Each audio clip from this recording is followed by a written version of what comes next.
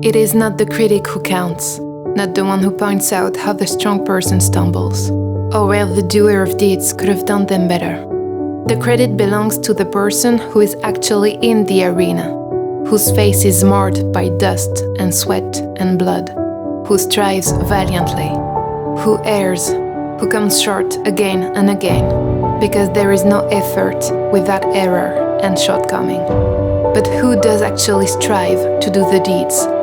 Who knows great enthusiasms, the great devotions, who spends time in a worthy cause, who at the best knows in the end the triumph of high achievement, and who at the worst at least fails while daring greatly, so that their place shall never be with those cold and timid souls who neither know victory nor defeat.